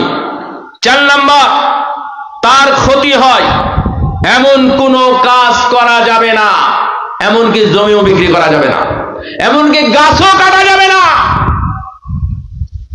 রাসূল সাল্লাল্লাহু আলাইহি ওয়াসাল্লামের যুগের কাহিনী, আবু দাহদার কাহিনী মনে আছে আপনাদের? আবু দাহদা রাদিয়াল্লাহু তাআলা আনহু উনি বলেছিলেন, ইয়া রাসূলুল্লাহ, ওই ইহুদির গাছ যদি কিনে নিতে হয়, আমি যা ভাবে যেইভাবে পারি আমি কিনে নিব। যদি আমি গাছটা কিনে নিতে পারি তাহলে আমার জন্য কি আছে? আল্লাহর নবী বললেন, তোমার জন্য কিয়ামতের জান্নাতের মধ্যে খেজুর গাছ লাগানো হবে। উনি ইহুদির কাছে গেলেন চুক্তি করতে, তুমি ওই গাছটা বিক্রি করে দাও, ওই গাছটা তুমি আমাকে বিক্রি করে দাও, এর বিনিময়ে তুমি যা চাও আমি তাই তোমাকে দেব। তখন বললেন, তুমি কি আমাকে দিতে পারবা ওই যে মদিনায় সুন্দর এবং লেকওয়ালা ঝর্ণাওয়ালা 600 গাছ বিশিষ্ট যে বাগান আছে, এই খেজুর গাছের বিনিময়ে যদি আমি ওই খেজুর বাগান চাই তুমি দিবা কিনা? আল্লাহর নবীর কাছে আবার ছুটে আসলেন, ইয়া রাসূলুল্লাহ বলেন, যদি আমি এই খেজুর গাছ কিনতে পারি তাহলে আমার জন্য কি পুরস্কার আছে? আল্লাহর নবী বললেন, তোমার জন্য জান্নাতের মধ্যে খেজুর গাছ লাগানো থাকবে। উনি দ্রুত দৌড়ে চলে গেলেন। যাওয়ার পরে ইহুদিকে বললেন, যাও, আমি ওই 600 গাছ বিশিষ্ট খেজুর বাগানটা আমি তোমার কাছে দিয়ে দিলাম। সুবহানাল্লাহ, একটা খেজুর গাছ। কেন? এই খেজুর গাছের আপনারা প্রতিবেশীর হক সম্পর্কে পড়লে এটা হচ্ছে আমি মনে করি সবচেয়ে সুন্দর এবং টাচি একটা গল্প। গল্পটা লম্বা অনেক, আমি শেষের দিক থেকে ধরেছি যে প্রতিবেশীর এটা যদি মানে সীমানা হয়, গাছটা এই পাশে মাথাটা ওই পাশে, গাছ এই পাশে মাথাটা ওই পাশে, সে গাছ কাটবেও না, গাছ প্রতিবেশীর কাছে বিক্রিও করবে না। কিন্তু এটা খুব জরুরি হয়ে উঠেছে, ওই মুসলিমের জন্য গাছটা প্রয়োজন, কারণ এই সন্তান এই গাছের সাথে সম্পৃক্ত, মহব্বতে জড়িয়ে গেছে এবং এই গাছের ফল পর্যন্ত তাদের কাছে হয়ে গেছে, বা তাদের এই গাছের ফলও তারা খাওয়া শুরু করেছে। তখন বললেন, তুমি গাছটা বিক্রি করতে? না, বিক্রি করবো না, আমার গাছ, আমার গাছটা আমি বিক্রি করবো কেন? কথা তো ঠিকই। তাকে বিভিন্ন অফার দেওয়া হলো, তিনি গ্রহণ করলেন না, ওই ইহুদি। পরে আবু দাহদা যখন জানলেন, জানার পরে তাকে গিয়ে বললেন, ঠিক আছে, ওই যে গাছে বাগানের মধ্যে ঝর্ণা আছে, লেক আছে, পানির ব্যবস্থা আছে, কূপ আছে, ওই যে 600 গাছ বিশিষ্ট খেজুর বাগান আমি তোমাকে দিয়ে দিলাম। সে খুশি হয়ে নিয়ে নিল। নিয়ে নেওয়ার পরে সে আল্লাহর নবীকে খবর দিলেন। রাসূল সাল্লাল্লাহু আলাইহি ওয়াসাল্লাম খুশি হয়ে গেলেন। এই ইহুদি যখন শুনলো এটার বিনিময়টা কি, এর বিনিময় হলো তার জন্য জান্নাতের মধ্যে খেজুর গাছ লাগানো থাকবে। এই একটা খেজুর গাছের জন্য জান্নাত পাওয়ার জন্য। তারপর লম্বা কথা আছে, স্ত্রীর কাছে গেলেন, যাওয়ার পরে বললেন, এই শোনো শোনো শোনো, ওই কিনারায় গিয়ে বলতেছে, আমাদের এই বাড়ি এবং এই খেজুর গাছ, এই কূপ সহ আমরা বিক্রি করে দিয়েছি। তো বলছে, তাই নাকি, বিক্রি করে দিছো? বলছে, হ্যাঁ। স্ত্রী আর জিজ্ঞেস করলেন না, আমরা কোথায় থাকবো? স্ত্রী বললেন, কেন বিক্রি করে দিলে? বলছে যে এইটা যদি আমি বিক্রি করে দিতে পারি তাহলে আমাদের জন্য জান্নাতের মধ্যে খেজুর বাগান থাকবে। সুবহানাল্লাহ। এই কথা বলার সঙ্গে সঙ্গে স্ত্রী বলতেছে যে, আবু দাহদা, আজকে তুমি একটা ভালো ব্যবসা করেছো। সুবহানাল্লাহ, কত সুন্দর ব্যবসা! যে দুনিয়াতে আমি খেজুর গাছ বিক্রি করলাম, দিয়ে দিলাম, এর বিনিময়ে আমি জান্নাতের মধ্যে খেজুর গাছ পাবো, তাহলে তো এর চাইতে আর সুন্দর ব্যবসা বাণিজ্য হতে পারে না। তাহলে আপনি খুব দারুণ ব্যবসা করেছেন, চলেন, এখানে আমাদের আর দরকার নাই, আমাদের থাকার দরকার নাই, আমরা চললাম। রাসূল সাল্লাল্লাহু আলাইহি ওয়াসাল্লামের আগেই আবু দাহদা মৃত্যুবরণ করেছেন। উনি জানাজা পড়ালেন। জানাজা পড়ানোর পরে রাসূল সাল্লাল্লাহু আলাইহি ওয়াসাল্লাম বলছেন, আজকে দেখতে পাচ্ছি আবু দাহদার জান্নাতের মধ্যে যে বাগান আছে, সেই বাগানের মধ্যে যে খেজুর গাছ, এই খেজুর গাছে দেখলাম যে বড় বড় থোকা থোকা খেজুর ধরে আছে। সুবহানাল্লাহ। তার মানে তিনি জান্নাতের গ্যারেন্টি পত্র, সার্টিফিকেট নিয়ে দুনিয়া থেকে চলে গেলেন প্রতিবেশীর হক পূরণ করার জন্য। সুবহানাল্লাহ। আর আপনারা প্রতিবেশীর সাথে অন্যায় আচরণ করেন, তাকে ঠেলে দেন, তার আল ঠেলে দেন, তার বাড়ির রাস্তা পথ বন্ধ করে দেন। গত 2-3 দিন আগে কুমিল্লা হোমনা থানা, চিনেন হোমনা থানা? আজকে 3 তারিখ, 6 তারিখ, 3 তারিখে। তো 3 তারিখে হোমনা থানায় গেছিলাম। তো গিয়ে আজব জিনিস দেখলাম। একটা মাদ্রাসা করেছে, অনেক চেষ্টা করেছে মাদ্রাসা করাতে, বন্ধ করতে পারে নাই। শেষ বন্ধ কি করেছে, ওর যেটা জমি আছে, এলাকার মানুষের যে জমিগুলো আছে, জমি দেয় নাই, জমিও দিবে না, রাস্তাও দিবে না। আমরা অনেক কষ্টে আঁকা বাঁকা হয়ে মাদ্রাসায় ঢুকলাম, খুব সংকীর্ণ পথ। তা আমি বললাম যে আসলে মাদ্রাসাটা হয়েছে, কিন্তু আরো একটু খোলামেলা জায়গা হতো। তখন বলতেছে, কিন্তু সব খোলামেলা জায়গা, এগুলো তো কিছু ছিল না, এগুলো সব খোলামেলা জায়গা, এর দিক দিয়ে আমরা হেঁটেছি, উঠেছি, বসেছি, সবকিছু করেছি। কিন্তু যখন মাদ্রাসা হয়ে গেল, তখন আমাদের সব পথ বন্ধ করে দিয়েছি। যে মাঝখানে যেটা, এটা আমরা পুরো রাস্তা, এই রাস্তাটা পুরোটা মিলে 2% জায়গা, এই 2% আমরা জমি টাকা দিয়ে কিনেছি, কিনে আমরা এর উপরে রাস্তা বানিয়েছি। তাহলে কত সংকীর্ণ মানসিকতা মন, তাহলে আপনি বুঝেন। প্রতিবেশীর হক আপনি আদায় করতে পারেন না, আল্লাহর হক আপনি কেমনে আদায় করবেন? হ্যাঁ, এত সোজা। আপনি না বলেন আমি জান্নাতে যাব, আপনি বলেন আমি জাহান্নাম থেকে বাঁচবো, এর কোন গুণ আপনার মধ্যে দেখা যায় না। সাবধান, প্রতিবেশীর হক পরিপূর্ণভাবে আদায় করুন। আমার দ্বারা, আপনার দ্বারা কোনো প্রতিবেশী যেন কষ্ট না পায়। মনে থাকবে তো ইনশাআল্লাহ? আল্লাহ রাব্বুল আলামিন যেন আমাদেরকে তৌফিক দান করেন। আর একটা আছে, সেটা হলো তার গোপনীয়তা রক্ষা করা। এটা একটা বড় বিষয়। আমার আত্মীয়র চাইতেও আমার প্রতিবেশীর খবরটা আমি বেশি ভালো জানি। জানেন না?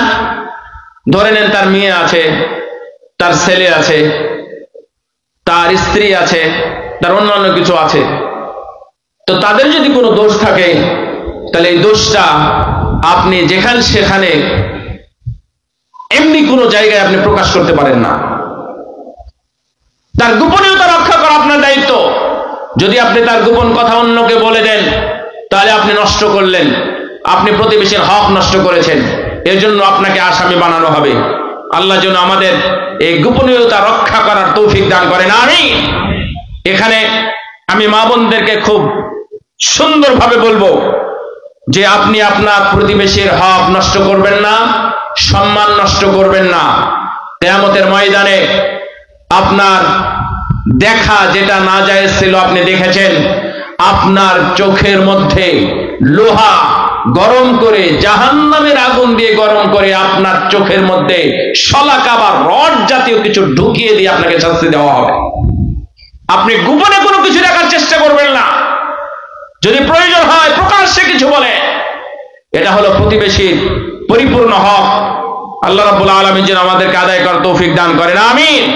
রাসূল সাল্লাল্লাহু আলাইহি ওয়াসাল্লাম বললেন, লাইসাল মুমিনু, ওই লোকটা মুমিন নয়, আল্লাযী ইয়াশবাউ ওয়া জারুহু জাইউন ইলা জামবিহি, ওই লোকটা ভালো মুমিন নয়, পূর্ণ মুমিন নয়, যে পরিপূর্ণ পেট ভরে খায়, পরিপূর্ণভাবে পেট ভরে খায়।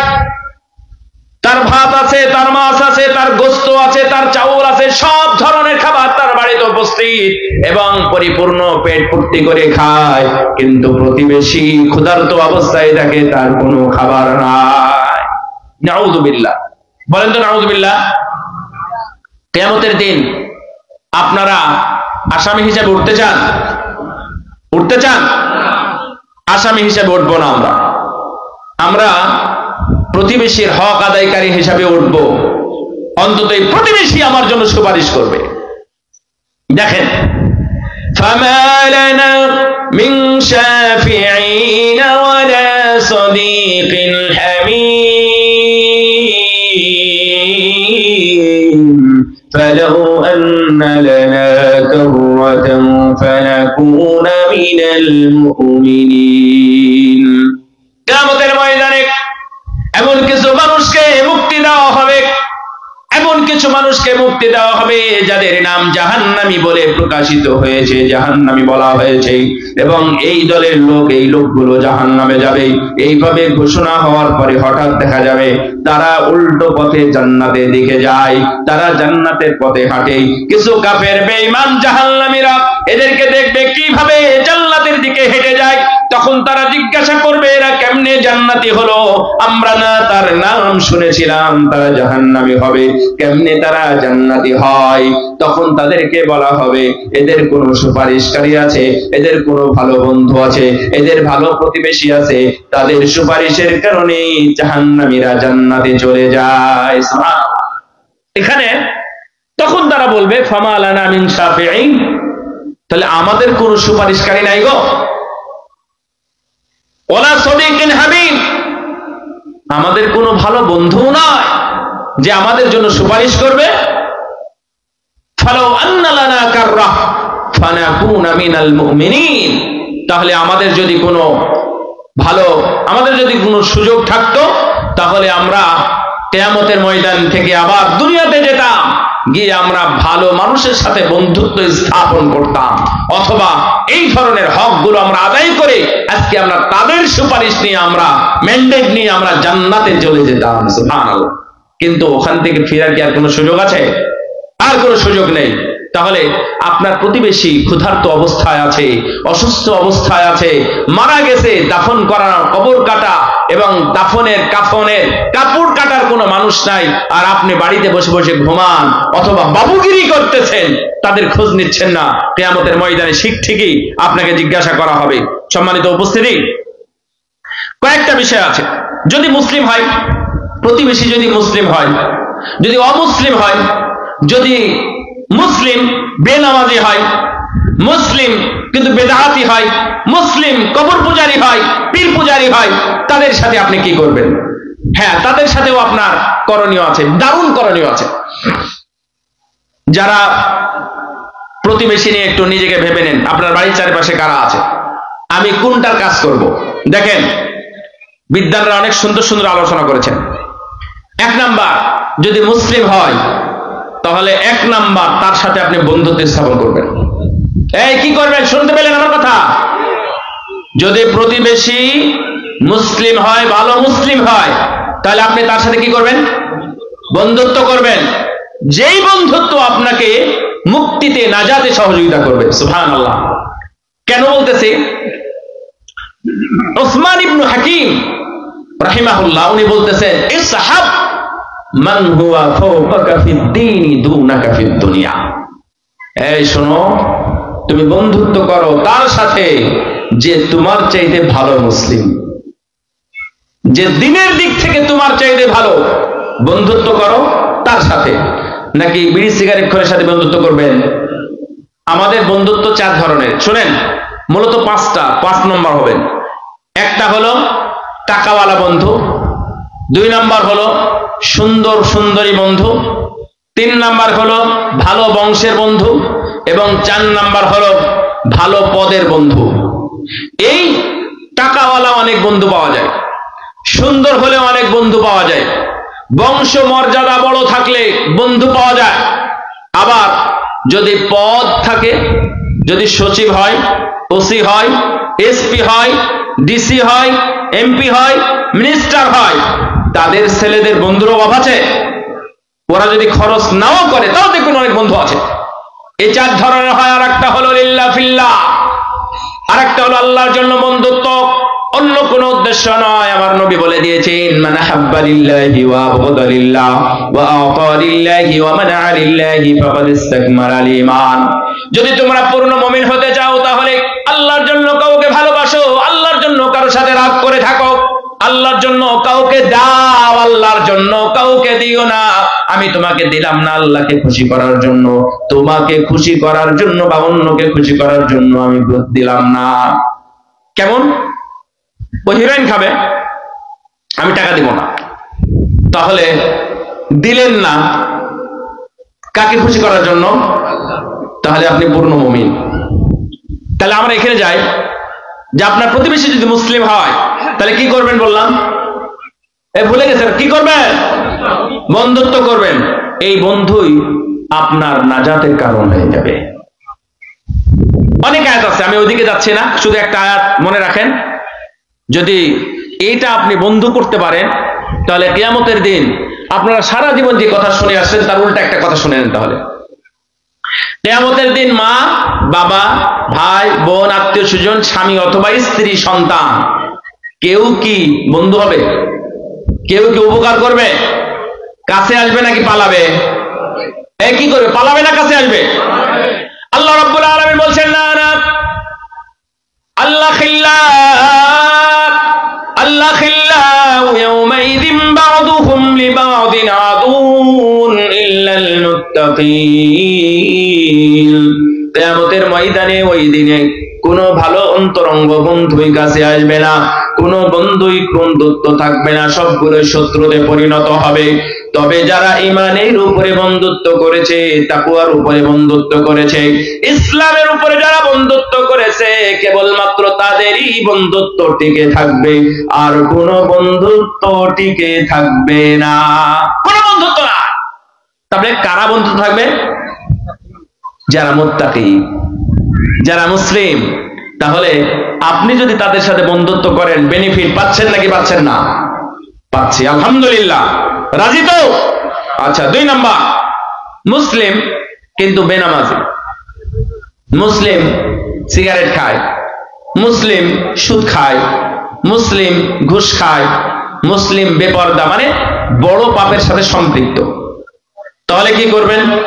তাহলে আপনার জন্য একটা নিয়ামত। এই শুনেন, দুনিয়াতে যত ভালো আমল আছে, আপনি আমার কথাটা শুনবেন, দুনিয়াতে যত ভালো আমল আছে, যত দান করার ময়দান, যত দান করার জায়গা আছে, তার মধ্যে সবচেয়ে ভালো জায়গা হলো আল্লাহর রাস্তায়, ওই রাস্তায় দান করা যেখানে দাওয়াতি কাজ হয়।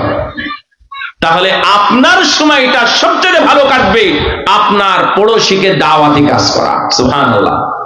কয়জন করেন? কেউ করেন না? ও গুল্লাই যা। তাহলে তো প্রতিবেশীর হক আদায় হলো না। প্রতিবেশীর হক আদায় হলো? প্রতিবেশীর হক আদায় করতে হবে। তাকে দাওয়াত দিয়ে তাকে বলতে হবে, চলেন মসজিদে যাই।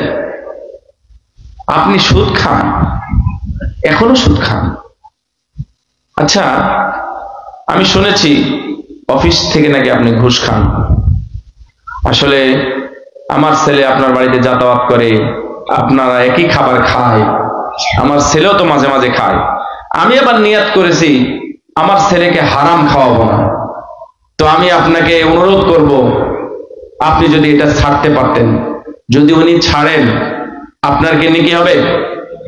100 ভাগ নেকি হবে। পরের অংশটুকু যদি উনি না ছাড়েন তাহলে কি নেকি হবে? তাও নেকি হবে। আলহামদুলিল্লাহ। তাহলে 2 নাম্বার ভালো, 1 নাম্বার হলো ভালো মুসলিম হলে আপনি বন্ধুত্ব পাকাবেন, উঠা বসা করবেন, তার কাছ থেকে শিখবেন, আপনি তাকে দিবেন, লেনদেন করবেন, তাহাদু তাহাব্বু, পরস্পর হাদিয়া দিয়ে বন্ধুত্ব করবেন। এইভাবে আপনাদের জীবনটা সুন্দর জীবন কেটে যাবে। অনেকের এমন হয়েছে আমরা জেনেছি। 2 নম্বর, বেনামাজি হলে বা নামাজি বানাবেন। যদি শিরক করে শিরক ছোটাই দিবেন, যদি বেদাত করে বেদাতটা বুঝাবেন, যদি সে বেঈমান হয় তাহলে ঈমান আনার সুযোগ করে দিবেন। এইভাবে আপনি আপনার প্রতিবেশীর হক আদায় করবেন। অবশ্যই করবেন, কিন্তু যদি না করেন তাহলে আপনাকে জিজ্ঞাসা করলে আপনি বলতে পারবেন না। খুব ভয়াবহ বিষয়। এবার আসেন 3 নাম্বার, যে যদি এটা আমার অমুসলিম হয় তাহলে কি করব? এটা একটু ক্রিটিক্যাল এবং খুব কঠিন। 1 নাম্বার হলো জীবনে কোনো না কোনো দিন তাকে দাওয়াত দিতে হবে। কিসের দাওয়াত দিবে? খাবারের দাওয়াত না ইমানের? ইমানের দাওয়াত দিবেন। দাওয়াত জীবনে একদিন হলে দিতেই হবে। তার বাড়িতে হাদিয়া পাঠাবেন, তার সন্তানের জন্য পোশাক কিনে দিবেন, তার সাথে চলাফেরা হবে, উঠা বসা হবে, গল্প হবে, সবই হবে তাকে দাওয়াত দেওয়ার উদ্দেশ্যে। আপনাদের একটা জিনিস এখনো বোঝা হয়নি বা আমরা এখনো বুঝিনি আর কি, আমার কথাই বলি। সূরা তাওবা 60 নম্বর আয়াত, সাদাকাতুল ফুকারা ওয়াল মাসাকিন ওয়াল আমিলিন আলাইহা ওয়াল মুআল্লাফাতি কুলুবুহুম, এটা পড়ছেন না আপনারা কখনো? হ্যাঁ, ওয়াল মুআল্লাফাতি কুলুবুহুম মানে কি? এই তো দারুণ অর্থ। আমরা কি জানি জানেন? আমরা জানি যে নো মুসলিম। যাকাত আপনার 8টা ভাগে ভাগ করেন না, তার মধ্যে একটা কি নো মুসলিম আছে না? নো মুসলিম না, নো মুসলিম না,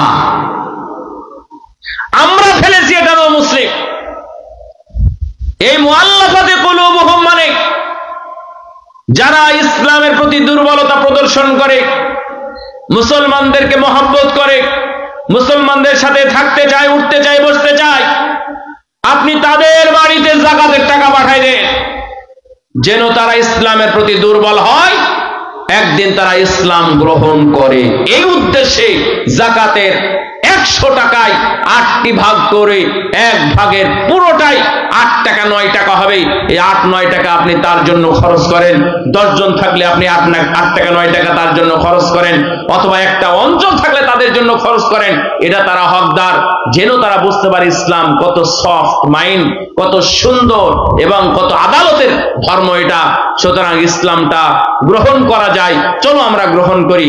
এই বলেই রাসূল সাল্লাল্লাহু আলাইহি ওয়াসাল্লামের শ্বশুর হারিস ইবনে দরার আল খাজাই রাদিয়াল্লাহু তাআলা আনহু, জুয়াইরা রাদিয়াল্লাহু আনহার বাবা, তিনি যেভাবে ইসলাম গ্রহণ করেছিলেন, আপনি তাদের জন্য টাকা ব্যয় করেন।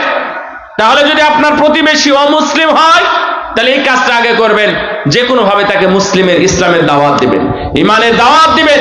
প্রয়োজনে আপনি পড়াশোনা করবেন, প্রয়োজনে টাকা খরচ করবেন, প্রয়োজনে একজন হুজুরকে টাকা দিয়ে রাখবেন, বেতন দিয়ে রাখলেন, যে আমি আমার টাকা তোমার পিছনে ব্যয় করতেছি, এর পিছনে তুমি একটু বোঝাও, ধর্ম বোঝাও, ধর্ম পড়াশোনা করো, পড়াশোনা করে এসে তুমি বোঝাও, যেন এই ধর্ম বুঝতে পারে কোনটা ধর্ম। অনেকদিন আগের ঘটনা, আজকের না, বহুত আগে, জাকির নায়েকের সামনে একটা মহিলা আসছে। সে মহিলা এসে বলতেছে যে আমি আপনার সাথে তর্ক বিতর্ক করতে পারবো না, বা ইত্যাদি লম্বা কথা, আপনারা জানেন হয়তো বা শুনে থাকবেন, এটা সোশ্যাল মিডিয়াতে আছে। বলছেন যে হিন্দু ধর্মকে আপনি খারাপ বলেন কেন? আমরা তো একসাথে, আমার স্বামী মুসলিম, আমার সন্তান হয়েছে, তো আমি তো ইসলাম ধর্মকে খারাপ মনে করি না। তখন উনি চমৎকার চমৎকার সুন্দরভাবে জবাব দিলেন যে দেখেন, যেটা খারাপ সেটা খারাপ বলতেই হবে, যেটা ভুল সেটাকে ভুল বলতেই হবে। যে আপনার বাপ দাদাও যদি ভুল করে আসে, তাহলে আপনি বলবেন যে না, বাপ দাদা করেছে যেহেতু এটা ঠিক, তাই বলবেন যে না, আমরা তাই বলবো না। তাহলে বাপ দাদা করলেই যেটা সঠিক হয়ে যাবে তা না, যদি ভুল করে তাহলে ভুলই হতে হবে, যাই ইত্যাদি করে। শেষে উনি বললেন, তাহলে আপনি কি স্বীকার করতেছেন যে আপনি ভুল ধর্মের প্রতি আছেন? বলছে হ্যাঁ, আমি ভুল ধর্মের উপরে আছি। তাহলে আগে আমি ইসলাম গ্রহণ করবেন? হ্যাঁ, আমি ইসলাম গ্রহণ করব। আলহামদুলিল্লাহ, ওখানেই ওই সমাজে সেই দিন উপস্থিত ছিলেন আমাদের মক্কার ইমাম, এখন সাবেক হয়ে গেছেন, সৌদ বিন ইব্রাহিম আশ-শুরাইম হাফিজাহুল্লাহ ওয়া রাআ। তিনি ওই বৈঠকে উপস্থিত ছিলেন, এবং এটা ইন্ডিয়াতে যখন পিস কনফারেন্স হতো, সেই পিস কনফারেন্সে একজন ইমাম আসতেন, 3 দিন 4 দিন 5 দিন 7 দিন ধরে সেটা চলতো। এবং মসজিদে খতিব শেখ আব্দুর রহমান বিন আব্দুল আজিজ আস-সুদাইস তিনিও আসতেন, সেই দিন উপস্থিত ছিলেন। তার উপস্থিতিতে তিনি ইসলাম গ্রহণ করলেন। সুবহানাল্লাহ। তো আপনারা, আমি যে কথা বলতে চেয়েছিলাম, যে আপনার প্রতিবেশী যদি মুসলিম হয় তাহলে একটা নিয়ামত, আপনি বন্ধু পাকাবেন। যদি মুসলিম কিন্তু গুনাহগার হয়, তাহলে আপনার দাওয়াতি একটা ক্ষেত্র পেয়ে গেলেন, তাই না? আমরা তো দাওয়াতি ক্ষেত্র আজকে আপনাদেরকে এখানে পেয়েছি। আপনারা কে কতটুকু বুঝতেছেন সেটা আমি জানি না, কিন্তু আপনার প্রতিবেশী যদি বেনামাজি হয়, ওর তাওহীদ যদি খারাপ হয়, তাহলে কি আপনি দাওয়াতের একটা ক্ষেত্র পেয়ে গেলেন না? দোকানদারি করে এখন পর্যন্ত নামাজি দোকানদার তার কর্মচারীকে বলতে পারে নাই যে তুমি কর্মচারী হওয়ার পরেও তাবিজ পরে আসতো, তাবিজটা পরা যায় না। তাহলে আপনার দ্বারাতে কি হবে দুনিয়াতে? হ্যাঁ, একজন ড্রাইভারকে আপনি বলতে পারেন না গানটা বন্ধ করো, তাহলে আপনার দ্বারাতে কি খিদমত হবে? আপনার যে ভ্যান চালক তাকে বলতে পারেন না যে তোমার এই উদ্দেশ্য, তোমার এই কথাটা বলা খারাপ, তাহলে আপনার দ্বারাতে কি খিদমত হবে? কোন খিদমত নাই। তাহলে আপনি দুনিয়াতে কেন আসছেন? আপনি তাওহীদ বুঝলেন না, তাওহীদ আরেকজনকে জানাতেও পারলেন না। ভাইরা আমার, আমরা এই প্রতিবেশীর হকগুলো আদায় করার চেষ্টা করব। যদি অমুসলিম হয় তাহলে তাদের সাথে উঠা বসা, চলাফেরা, কথাবার্তা সবই হবে। পূজা পাহারা দিতে পারবেন না। কি এটা বুঝলেন তো? এই দায়িত্ব আল্লাহ আপনাকে দেয় নাই। আবার গিয়ে বলবেন আলহামদুলিল্লাহ যে আজকে আমরা পূজা মণ্ডপ উদ্বোধন করতে আসতে পেরেছি, এই জন্য আল্লাহর শুকরিয়া আদায় করছি। নাউযুবিল্লাহি মিন যালিক। এই ধরনের কথা আপনার কাছ থেকে আল্লাহ কখনো শুনতে চায় নাই।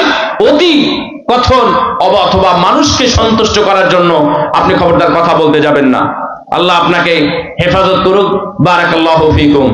আমরা আমাদের প্রতিবেশীকে সম্মান করব, আমরা আমাদের মেহমানদেরকে আপ্যায়ন করব, যে যতটুকু যেভাবে পারি, যার যেটা আছে সেটা করবেন। আবু হুরায়রা রাদিয়াল্লাহু তাআলা আনহু উনি যখন বাড়ি থেকে বের হচ্ছেন, তখন মা বলতেছেন যে আবু হুরায়রা, আল্লাহ তোমাকে উত্তম প্রতিদান দিক। আবু হুরায়রা বলতেছেন যে আম্মা, আল্লাহ আপনাকে উত্তম প্রতিদান দিক। মা যতদিন ছিলেন তিনি বিবাহ বন্ধনে আবদ্ধ হন নাই বা বিয়ে করেন নাই। মা এবং ছেলের যে কি সম্পর্ক! আবু হুরায়রা প্রতি মাসে মাসে কেএফসির খাবার খাওয়াইতো মনে হয় নাকি? আমার কথা বুঝেন? কাচ্চি বিরিয়ানি খাওয়াতো, গাড়ি বাড়ি কিনে দিয়েছিল, দেওয়ার মতো আবু হুরায়রার কাছে কিছু ছিল। তারপরেও তাদের মধ্যে সম্পর্ক ভালো ছিল। আর আজকে আমরা মেহমানদারির জন্য অনেক কিছু তালাশ করি, মনে মনে চাই, অথচ এগুলো কিছুই প্রয়োজন নাই যদি আপনার মানসিকতা থাকে। বারাকাল্লাহু ফিকুম। আজকে ছন্ন ছাড়ায় কথাগুলো হলো এই জন্যই যে মেহমানদারি এবং প্রতিবেশীর হক এটা একটি গুরুত্বপূর্ণ অধ্যায়, যেখানে কিয়ামতের মধ্যে ঠেকে যেতে পারে। আল্লাহ রাব্বুল আলামিন আপনার সামনে এসে জানাতে পারেন, তুই প্রতিবেশীর হক আদায় করিস না, তুই ক্ষুধার্তকে খাবার খাওয়াস না, তুই অসুস্থকে সেবা করিস না। আল্লাহ রাব্বুল আলামিন যদি এসে দাঁড়ায়, তখন আপনার কোনো কিছুই করানোই থাকবে না। নাজাতের জন্য এগুলো প্রতিবন্ধক। আল্লাহ যেন আমাদের এই অধ্যায়কে মূল্যায়ন করার তৌফিক দান করেন। আমিন। ওয়া আখিরু দাওয়ানা আলহামদুলিল্লাহি রাব্বিল আলামিন। আকুলু মা তাসমাউন ওয়া সাল্লাল্লাহু আলা নবিয়িনা মুহাম্মদ ওয়া আলা আলিহি ওয়া সাহবিহি আজমাইন। আসসালামু আলাইকুম ওয়া রাহমাতুল্লাহি ওয়া বারাকাতুহু।